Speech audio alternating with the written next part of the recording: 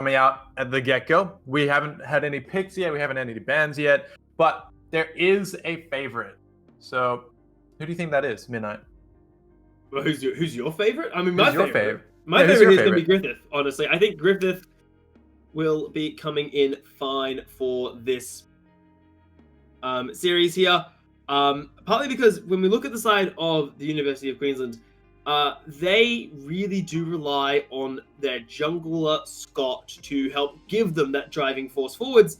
And unfortunately, he is not rocking in today. So we'll see how can they do without their, the namesake jungler from the side of UQ as bans coming through here. 80 carry players, unfortunately, not feeling the love today, Tico. 3 bans thrown at them. But Senna is still left untouched. Senna's still there, and here's the thing: we tried to big brain this beforehand. Midnight and I were talking about this, and we were saying, yeah, okay, so hopefully we see the side of UQ. Sorry, we see the side of them picking up an aggressive jungler with a tank top and a hyper carry mid lane. Graves, it was one of our picks in the jungle, and that's been taken away. And they're sort of just unraveling our attempt at trying to get a win there. Every bit of strategy that we look at the teams, we look at their drafting habits, and we're like, okay, so we expect, Griffith University have a tendency to play towards a patient, no risk style of League of Legends, which is, it makes sense. Even what they're drafting now with lights of the Luxona bot lane is quite safe, quite consistent when it needs to be. So we're thinking, get a Cassiopeia mid lane, the Senna bot lane, do something that scales really, really nicely. Turns out, nah, we want Nico and Kindred because they're the hallmarks for UQ right now. Yeah, well, I mean, the reasoning behind that is because, as you said, they played a safe, they play a safe and a patient game, no necessary risks, and looking at their drafts, their previous drafts in all the games, they don't necessarily have hard late game champions like the hyper carries. So I thought that maybe one of the ways to counter that is to play the very late game, play the hyper scaling carries and the hyper scaling top laners like the Ornn and the Cassiopeia mid. But they just don't like us. I'm absolutely. What worries me though from UQ's drafting already is the fact that they've willingly shown both their solo laners very early. It does mean that Farmer's champion pool is now going to get squeezed even more so, unless Revenge has, some secret pocket pick that is so ready to run up against the likes of a Lux and a Sona. That now again, you get pretty much all the time in the world to say, okay, well, what do people, what does Toppy and Miniman feel comfortable running into the likes of a Nico and a Silas? Because if I'm not mistaken, you don't really want to run the likes of the Ornn into Nico, but Shen should be able to tank the lane out just fine, then, become a relevant tank. So I'm interested to see where Griffith decide to go with this, knowing what their opponent of opposite numbers are going to be running. Yeah, well, me too, but I do want to bring it back down to this bot lane for just 2 seconds, Midnight, sorry. I forgive you. I apologize so much, Midnight. But it's a Luxona. We know how aggressive they can be and how safe they are as well. Double shields, they've got heals. They got safety for days. How do you play into that? You pick someone that has the ability to tear these two players apart. So a Thresh is a really good one. A Blitzcrank, I honestly am not taking off the board here. I would love a Blitzcrank here, honestly. It would be such a jarring lock-in because then, Chewy and Brazza have to spend quite a bit of time worrying about, okay, how are we going to position in the lane? How are we going to handle it? I would hate to see Set locked in here. Oh no. Okay, let's just hope to God that that's not a bot lane set, but we all know set support is a thing. So there's a more than likely chance of that happening. The set doesn't do well into that bot lane. It's a melee champion who can get poked out for days. I'm really hoping that they're picking for the mid lane here.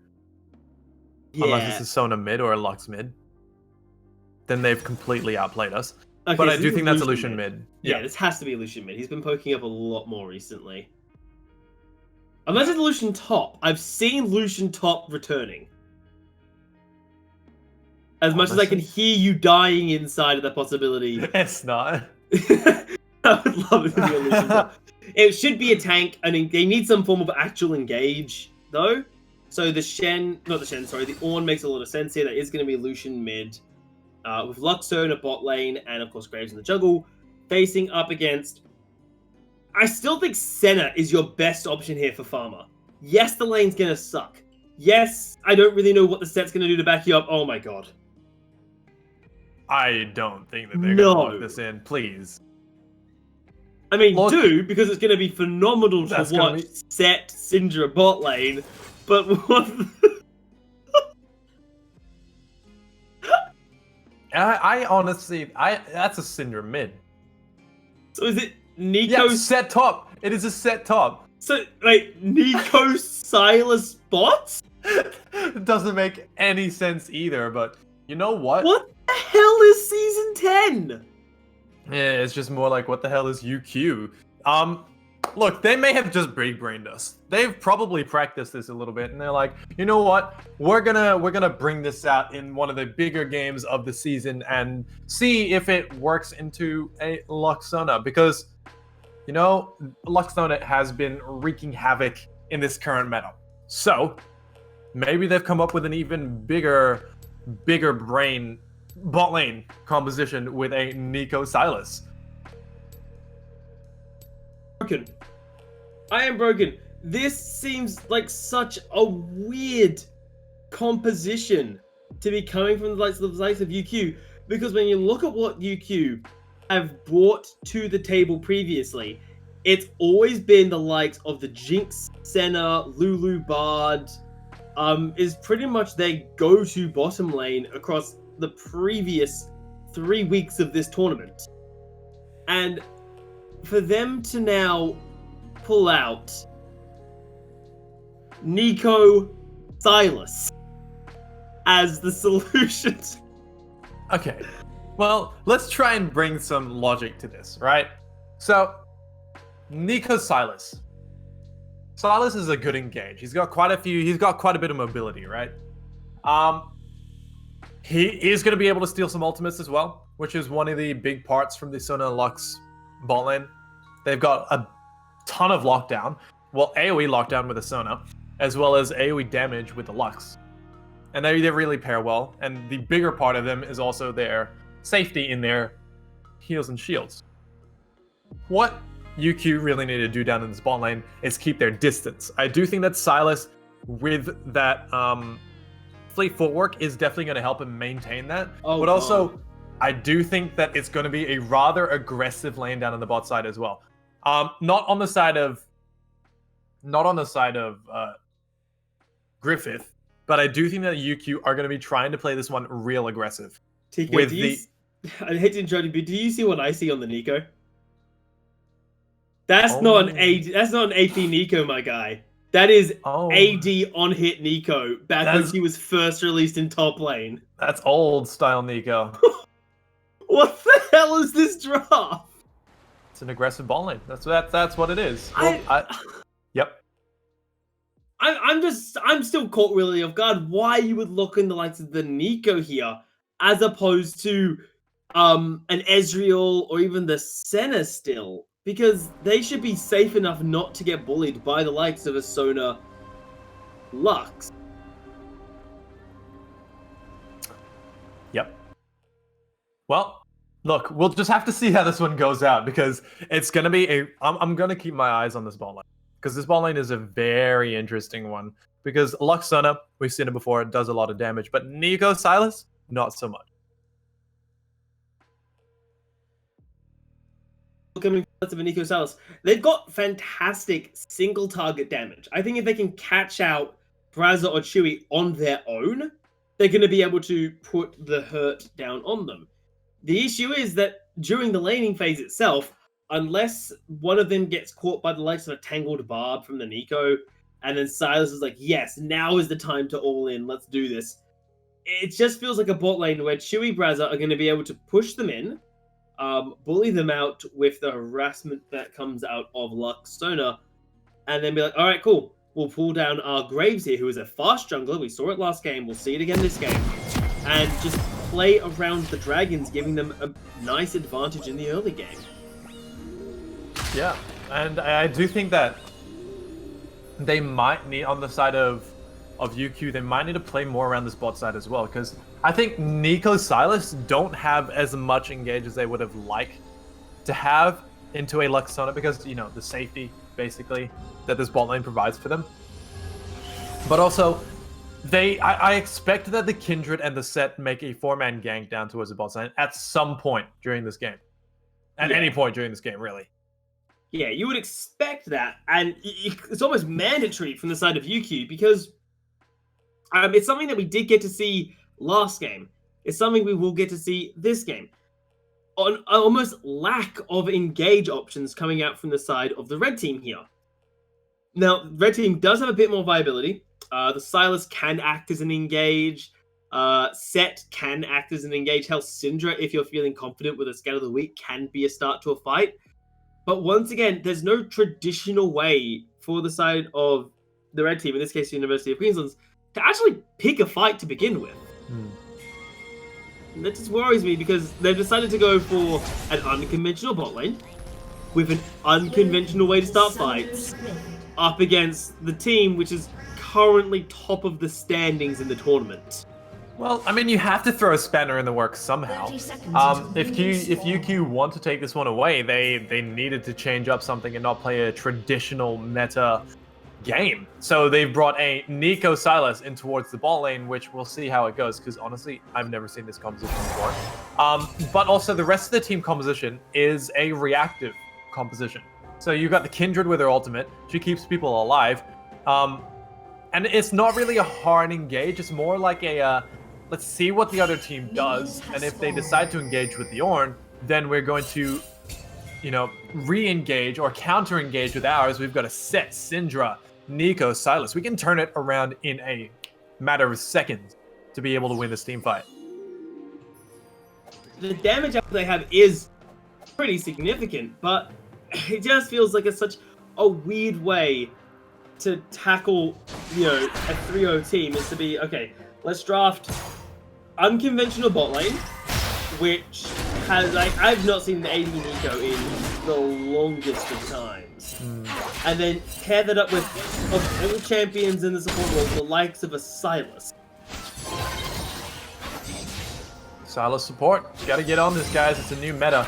We'll see if UQ can pick it off, because, you know, pull it off, because it's an unconventional one, you know? I'm sort of lost with it as well, because it's really rough.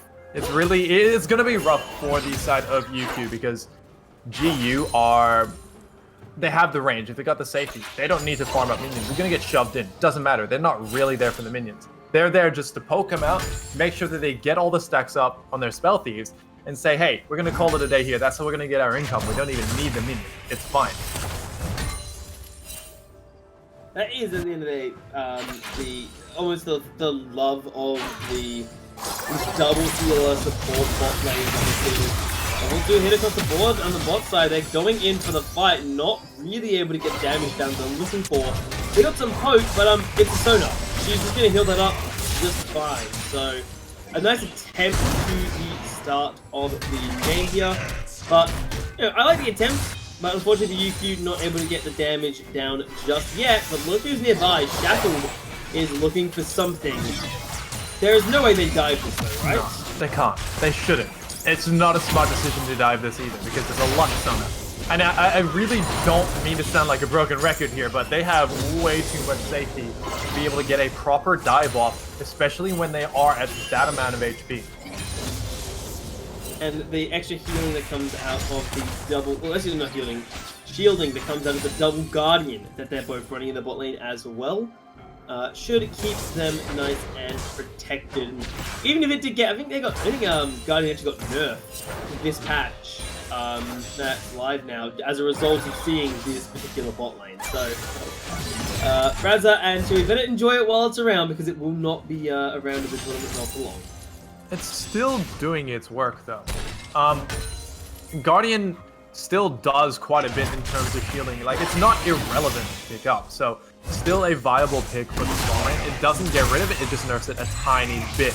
However, you know, skirmish stuff in the top lane, it is what it is. They do what they want to do. Yeah, I think the worry and thought is start on the bottom lane here. They are engaging onto Brazza. The shield to come out, the ignite is down. A couple more hits may do it, but they're not able to get the damage. But the Silas, as unconventional as it is working. They get one bit of CC down, and the follow-up that comes out of Revenge is quite significant. As the barrier comes through, Revenge will commit to the fight and be forced to engage. As we said before, a lot of safety, a lot of barrier, heal, Guardian procs all day long. Look, there's no point talking about it anymore. This is just a safe bot lane. A lot of engages trying to come out. Meanwhile, up in the top side. And look, positioning. Shackle's forced to run. Shackle's being chased out of his own damn jungle, and part of that is the power of Graves. Graves is such a quick farmer, especially in comparison to the likes of a Kindred there. So utilizing that early aggressive strength. Yeah, well, that's how they're going to try and do it. They're going to try and basically, the Kindred is not the strongest early game, so they really want to get her out of her zone before she is able to scale towards that mid to late game. So they have to get rid of the power of the Kindred by putting some more power into the Graves and making sure that a teleport actually coming out on behind the Lucian. They're going to try and get some aggression there. Miniman, good dash away from there. Good ultimate from the Syndra. They're going all the way in. Syndra is going to be able to pick up the first blood along the back of that. Meanwhile, Spitz is trying to run away from Unshackled, taking quite a bit of damage, but he's going to be able to walk away from that. And Miniman, it felt a bit weird. The teleport, yes, he wasn't prepared for, but he had Flash, he had Exhaust ready to go, and just decided it wasn't even worth dropping an early Exhaust on to Amalite to try and get a disengage out. Decided, nah, this is fine. Gets killed out by the Syndra, and that's going to start a worrying trend. Because you cannot allow the likes of that to get ahead of the bottom lane. Bot lane, Nico's trying to get some pick up there. Farmer's going to be able to pick up the first kill down in the bot lane. That's going to be a rough start for the Lux Sona. Oh, Sona's on the wrong side of the field as well. Wait, Chewy, where are you? Chewy, run. Turret's going to be able to pick up the kill though, and down goes the other bot laner. Both end up dropping there. In a way, it's good that Chewy did get executed as opposed to, you know, dying traditionally. But I love, as much as I have been, you know, I want to say criticizing the bot lane, because I kind of have been from the side of UQ, it's working. They are using the Nico to set up the fights with the likes of the Tangle Barb, and then Silas, with the mobility that his kit provides to him, gets in quite quickly. He's fighting the mid lane. Yeah, Lucian's trying to get good ultimate off there. Amelt is going to try and run a good flash from a Miniman to be able to pick up the kill there, and is going to bring this mid lane at a slight advantage. Yeah, you decided, hey, look, you've got yourself a successful setup there on the Syndra. You cannot have this Lucian falling behind. Because 80 carries into Syndra, we all know this song and dance. It's painful beyond comprehension. So you need to ensure that if the Lucian is facing into a Syndra, Lucian has to be ahead under all circumstances, because he needs to be able to be the one to dictate the fights. Because that means when he gets stunned, not if, when he gets stunned by the Syndra scatter, he has to be able to survive the burst. Or be at such a strength point that Syndra is afraid to go for the scatter, because if she misses the stun, then Lucian just guns her down. So you would almost expect a repeat visit in the middle lane to continue getting Miniman ahead. Oh, but they're going in for a hard engage down on the bot side. Too much shielding, too much disengage, and Revenge takes quite a bit of damage from the back of that.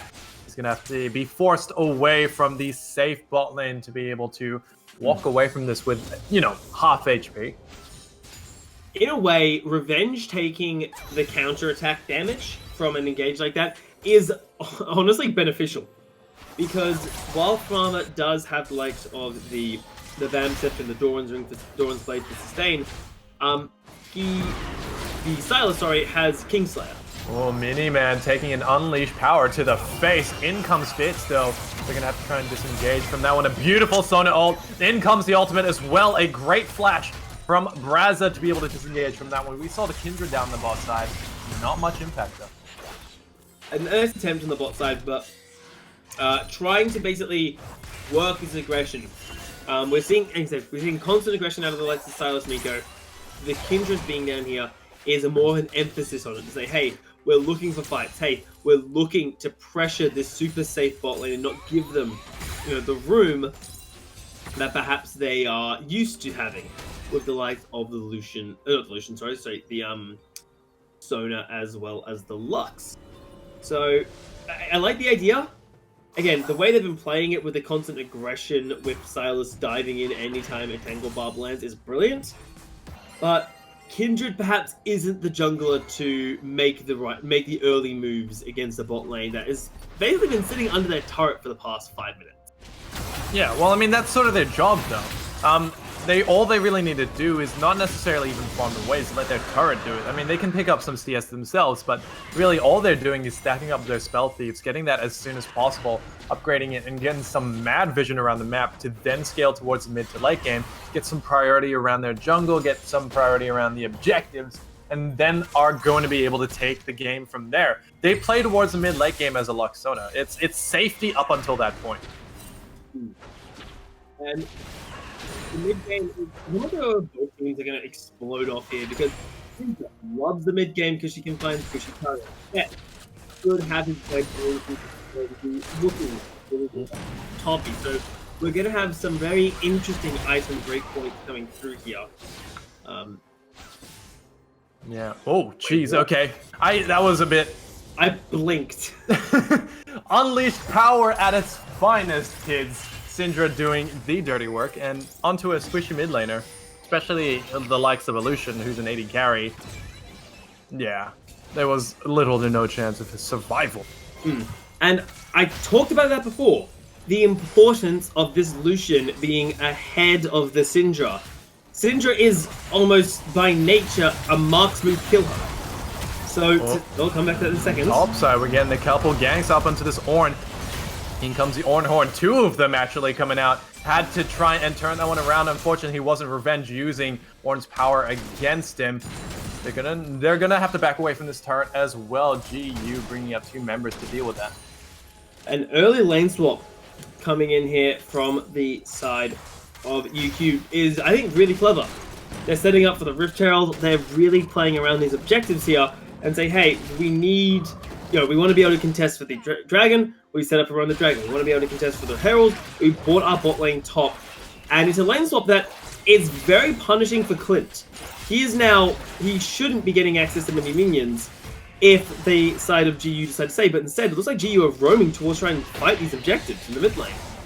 Mytl has to run from this one. Sees an Ornn, sees actually a lot of members in the mid lane, is going to be able to walk away from this one. And, unleash power as well. Scout of the week, that barrier is a little bit too slow. Chewy trying to turn this one around. They are going to be able to pick up 1 kill, but a good one in return from Spitz onto Revenge. I do love the roam that comes out of the likes of Griffith University there. I think it's the correct decision. You could continue to hammer down bot lane, deny Clint access to any minion wave, get a couple turret plates, and push your pressure there. But you're losing control of the middle and top half of the map as a result of that decision. So instead, okay, we'll roam up, we'll try and make a play. Unfortunately, Syndra is Syndra.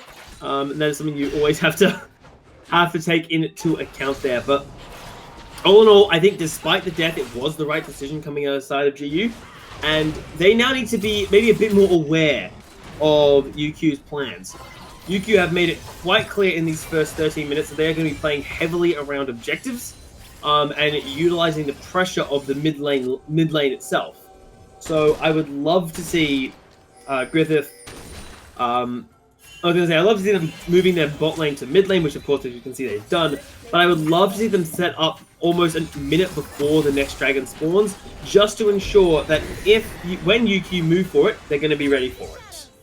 Well, here we go. I mean, we see a Rift Herald being dropped in the mid lane. That's going to open up the map quite a bit, especially for these junglers. That is going to give Unshackled a little bit more priority. Miniman has to run for his dear life, or else... Actually, Miniman's just going to be dead here. Unshackled picking up the kill up on the top side. Lucian dies quite easily there over to the Kindred.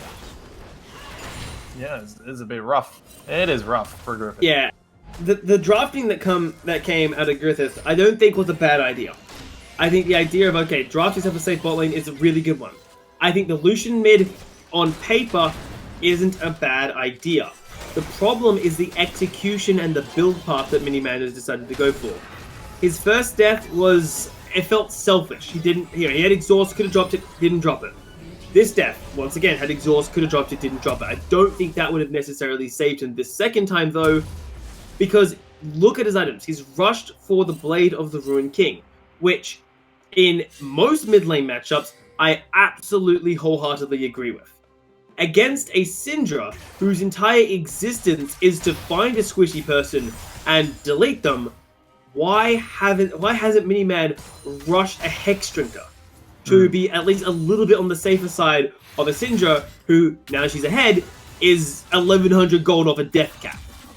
Yeah. Well, I mean, it is definitely an interesting choice that Miniman has gone for with the Blade of the Ruined King. As you said, Hex Drinker is definitely a good item. Even building Magic Resist boots a little bit earlier on would have been beneficial for Miniman, but unfortunately they did not do so. We see a couple people roaming towards the bot side. Unshackled is going to get spotted by Spitz. 1v1 turns into a 1v2. They're going to try and turn this one around. Ornn doesn't get to ram his Ornhorn in, well, his head into his Ornhorn. They're going to be able to turn this one around into a 3v1 double kill going over to Clint as he takes this over. Almost having flashbacks to the previous game here, where I'm seeing a 3-man death squad roam around the map and decide, hey, these people, they're not allowed to live anymore. As we're seeing a potential follow-through, Unshackled diving in. Oh my gosh, he's going to get a good ultimate to stay alive for a little bit longer. They're going to try and turn this one around in their favor. Unshackled stays alive. Revenge, he's going to try and take the kill onto Braz. He's not going to be able to do so. Meanwhile, they're still going to keep going. Nico shows up towards the bot lane as well. Isn't going to be able to pick up a kill there. And now they just go for the tier 1 down in the bot side. I was going to say, it felt almost overly aggressive there from the side of UQ to be diving between turrets to force people away. I want to say it did work out to a degree. They were able to secure themselves the tier 1 turret. They were able to continue building the 5,000 gold lead that UQ are currently sitting on. But it feels, I want to say, almost excessively aggressive. And if you do that play and it doesn't work out the way you want it to, then you have to realize, okay, you've got to reset for the next objective. You've fallen behind unnecessarily. Maybe you've given over a bit of a silly shutdown. So just, I like the aggression UQ, but just make sure you're not too aggressive for the next play.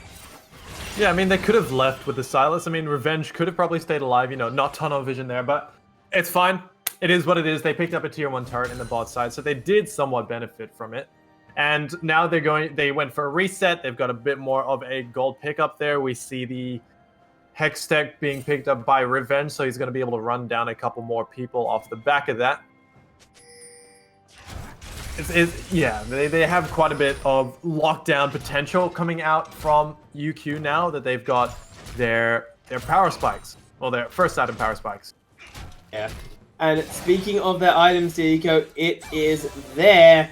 The Hex Drinker sitting on Miniman's Lucian is exactly what we want to be seeing here. It's going to give the protection needed to defend against the Syndra. Now, will it save him from the Syndra? At this point, unfortunately, no. Deathcap Syndra is an absolute nightmare. But it's a step in the right direction that Griffith University need to do. They need to play a bit more safer. They need to be more careful because they need to acknowledge reality. You're 6,000 gold down. You can't be looking for fights unless you're catching someone out. Yeah, and they're really trying to tempt fate here. They're going to try and go for a pickup around this Baron, this Baron pit being rift held. This Baron hasn't spawned yet. Griffith, they need to play this one safe though. They cannot take a fight. They need to wait to scale because Lucian, he's only got 1 item. 1.5 basically. But Blade of the Ruined King, Hex Drinker being picked up for the safety. I'm not going to necessarily count that as a full item just yet. They really just need to scale it up a little bit. Wait for their champions to come online because Lucian doesn't do too much against this lane and he's a little bit fallen too far behind for him to be able to do anything. Ornn hasn't even reached level 16 yet, so he needs to be able to get those to be able to pick up the ornaments. So they really just need to, wait it out and not pick up any fights yet. Yeah, they need to, as you said, wait out the fights. The issue is, though, from QQ's side, is that there is a very certain timer that they're going to have to obey for that, which is, of course, the dragon timer. It's a minute until the first of the soul dragons will spawn. Of course, the mountain soul has been hitting on Summoner's Rift today, and the concern is, of all souls to get ahead with, I think Mountain Soul is one of the most obnoxious, because it's not a matter of, actually, hold on a second, looks like Set might be in trouble. Set trying to turn this one around onto Toppy. Now Clint is running for his dear life, actually channeling a teleport. If Toppy doesn't get there in time, he will be able to disrupt that teleport, and the shutdown actually going over to Spitz. Meanwhile, down on the bot side, Farmer's going to try and get a flank onto Miniman, but they are going to be able to pick up a tier 2 down on the bot side and run away with that gold lead. And at the cost of their top laner's teleport, it isn't the end of their life in the shutdown gold. Yeah, there it is. Oh, yeah, the unleashed power. That does everything it needs to onto the Sona, and they're going to be able to pick up and run away with even more gold. But an even bigger fight is going to try and come out off the back of that. The Lux ultimate, Final Spark, isn't going to be able to pick up a kill off. The Farmer gets caught out there, has to use his ultimate to gain a little bit of a shield, not significant enough to use it for that, though. Unshackled on the back line, trying to get a few kills onto Miniman. Has to pop his ultimate. Is going to get him right outside it as well. Trying to turn their power against them. Unshackled is going to be able to flash out. Revenge down towards the bottom side of the screen is going to be able to pick up a kill onto Toppy as well. The unleashed power, no, sorry. Syndra's going to be able to pick up another kill off the back of that, and, 3 for 0. A massive fight there for the likes of UQ. And in a way, I'm a bit surprised it went the way it did, considering not only were the aggressors GU, but UQ missed quite a few critical cooldowns. I think most importantly, the Pot Blossom that came out of the Nico was a complete no-show there, even if it isn't AD Nico. But they were able to counterattack there, and I think partly the counterattack is driven by, the 5-1 Syndra with the death cap. She can basically, well, if Syndra decides that you die with this particular build, and there's not exactly a lot anyone can do to say about it. I mean, we're even seeing Splitz's Graves grab himself an early Hex Drinker, a lot earlier than any Graves should ever have to buy one, purely on the basis of, if Syndra finds Graves, Syndra kills Graves. Yeah. Yeah, Graves doesn't have enough resistance to deal with that, and, isn't building anywhere near a death stance, has picked up the Hex Drinker, has got the Executioner's Calling. It's going nowhere in terms of a completed item yet. Has to use collateral damage to escape from the set, and a dash over the wall to ensure that he's going to be able to walk away from that one as well. Meets up with Toppy, Unshackled though. You're going to get met up by 2 members. It's a bit of a dangerous area. However, Unshackled does so much damage. Black Cleaver tearing through that armor. Is going to be able to... Unshackled has 9 Kindred stacks. I feel almost ashamed for have just noticed that now. A lot of stacks, man. He's been really on top of that. Yeah. Well, he's got full access to the jungle, so I really don't think that would have been too hard once that they were able to get it. Meanwhile, in the mid lane, Miniman's going to be able to pick up a kill onto Revenge. A good one coming back from the Syndra to be able to pick that up onto Chewy. And they're really going for the fights here. Unshackled trying to 1v1. He's going to be forced to pop the ultimate. Doesn't get back into his ultimate in time to be able to save that one. A shutdown going over to Miniman. But they do open up the mid lane, and they are going to be able to take the top side and the mid to open up the base. Look at this fight, and I think it's super important that the base is being broken by Baron at 23 minutes. But I also want to just shout out Unshackled. Like, the confidence of this man to be 1 auto attack away from death and decide, yes, I need to charge out of my Kindred ultimate to pick a fight that's the kind of confidence that either gets you ahead or you go 0-5 in lane. That's that kind of confidence, and I love to see that. Yeah, well, I mean, the Kindred does a significant amount of damage now, because we see how much damage that Kindred is doing with with the rapid fire cannon, with a black cleaver. In what? Okay, that was an interesting teleport, but I'm not gonna complain there. The idea isn't. But like, where's the rest of your team, Syndra? Chill. Well, I mean, the set was backing there, so it could have canceled it in case that someone was gonna try and capitalize on that teleport. But still, interesting one. They want to keep the aggression up in this bot lane, so they really just wanted to make sure that they could apply as much pressure towards this bot lane as possible, utilize as much of the Baron buff as they could before it ran out of time. Especially with the empowered recall from the set, they wanted to do that as quickly as possible. But now that they have all 5 members back around the space, I do think that they want to open up this bot lane, but keep applying some pressure in the mid. In this sort of situation, the correct setup is actually a 4-1. Because your minions in top and bot, so minions in top and mid, will push it in your favor. So instead, the turret crumbles, will be the side of the fight there. Miniman's a bit far forwards. Yeah, Revenge is trying to use the ultimate against Miniman. Clint is going to turn this one around onto Miniman. He goes down rather quickly. Unshackled does help them take it down the inhibitor as well. Big fight coming out. Ornn trying to turn this one around in their favor. A beautiful ultimate coming out from the Kindred to keep them alive. Collateral damage not doing enough to take down any kills, but the safety coming out. Never mind, huge amount of damage. Triple kill going over to Amatul. They're going to be able to turn this one around. The fight is the one to end it all, and they should be able to take the game off the back of it. That will be UQ taking down Griffith, delivering them their first defeat in the Intervarsity tournament here, and in such a spectacular fashion as well.